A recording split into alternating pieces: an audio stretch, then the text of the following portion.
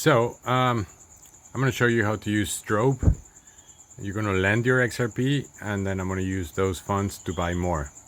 So I want to figure out how this works, so we're going to do this together. So I'm going to go supply. I already have 5 XRP, so I have supply here. Let's do 100 XRP.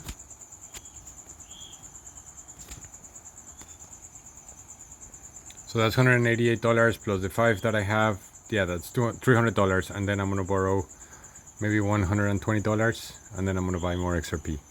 So right now I am sending XRP, and the fee is 0.12, so that's pretty good. And 0.25 XRP that I'm paying. But now that it's a bigger amount, I'm not so worried. Okay, so now I have to wait around 5 minutes, and then I'll come back. All right, so the transaction is finished. And now I have $303. So now let's borrow USDC. How do I borrow?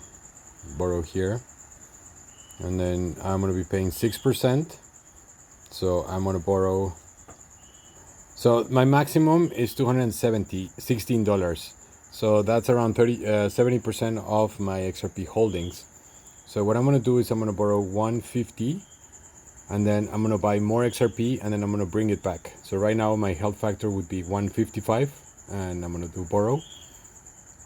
So one thing I don't like about this is that I cannot stay inside the EVM sidechain. I have to go back to XRP, and then I'm going to have to go back again. So that's going to be almost 1 XRP paying for these transactions. That is very expensive in my opinion, but let's do it. It's going to be worth it. Okay, once this is finished, I'll be back. So for example, here it's sending from the XRPL. I guess that's the transaction. Like I'm approving the transaction, and then it's sending, and it's asking Strobe to borrow the money. I'm guessing that's what's happening.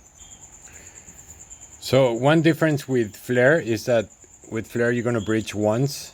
So you're going to send your XRP to the agent. The agent guarantees that they receive the money, and then they're going to mint an FXRP on Flare network.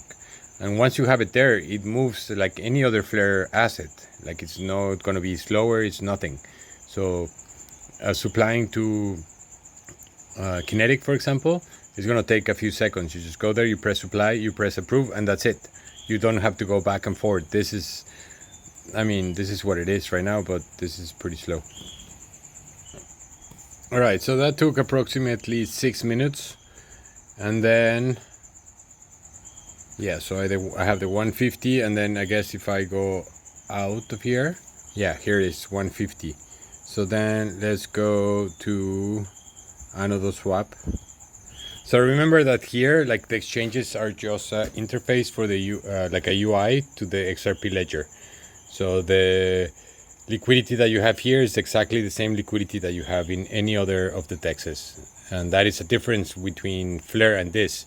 Flare, each exchange has its own liquidity, and there is a point where there is a fragmentation of liquidity, because if you wanted to do a very big trade, you might need to do 2 trades on 2 different DEXs. Yeah, so 150. I'm going to say that I'm going to buy. So yeah, this is the problem, that I have that liquidity, but if you can see 158, I would only be able to buy $40 of XRP. So this is one of the problems that we have. Point Axelar, okay. So to USDC. Okay, so I can convert to USDC 1-to-1. Well, I am giving a price impact. As you can see, 150 gives me 143.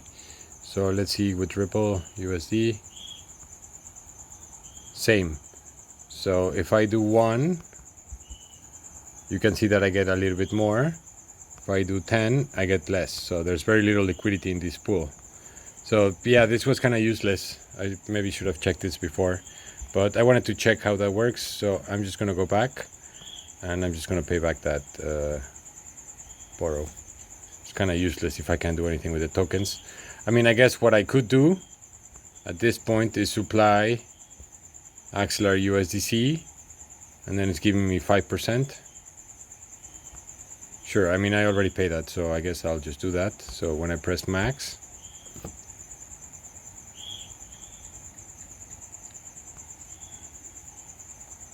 So you can see how my health factor is going from 150 to 231. All right.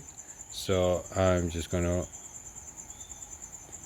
ask for the future transactions. Yeah, that doesn't make sense because I'm using supply.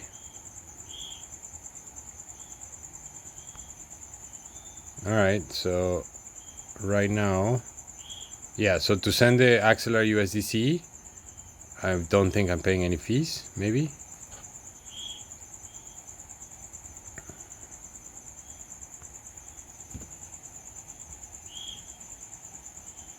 Same on Flare. Once you buy, you can borrow USDT 0 and USDC, which there's a lot of liquidity, and then right away you could buy more XRP, and if not, you could go send it to an exchange.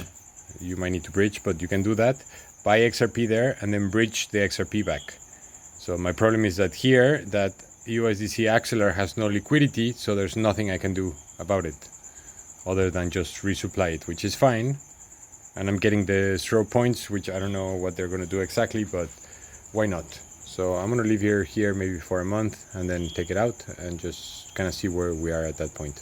All right, I'll be back when it's finished. All right, so this is finished. I went to take a shower, so I didn't see how much time it took. So $302 lent. Yeah, that's the net asset value.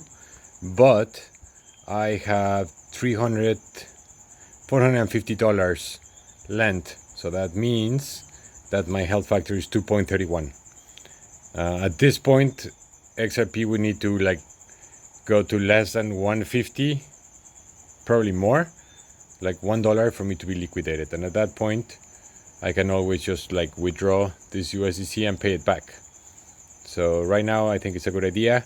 Like I said, I'm getting the 5 points, which I'm not sure what that means, but why not? And then if I go to quests, this is the amount of points that I have. I'm 2,000. So completed. Yeah, that's it. So next week I'll be able to get some, and then week 8, 500,000 points.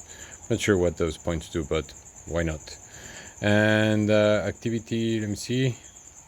Yeah, I can see everything. That's cool. All right, guys. So like I said, let me see what this is. All right, so there's no recovery, there's no stock funds. That's good. So yeah, Flare has been spending a year building liquidity, building the protocols. It took around a year or a little bit more, where you can pretty much do anything on Kinetic. So that means that you can supply and you can borrow pretty much any amount of money that you want.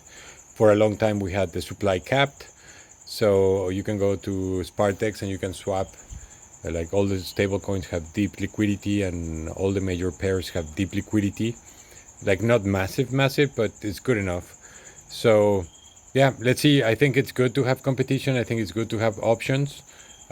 What I see from my experience is that Strobe and the EVM sidechain, they have a long way ahead just to set up the market in a way that it's usable and that you can like freely do DeFi there.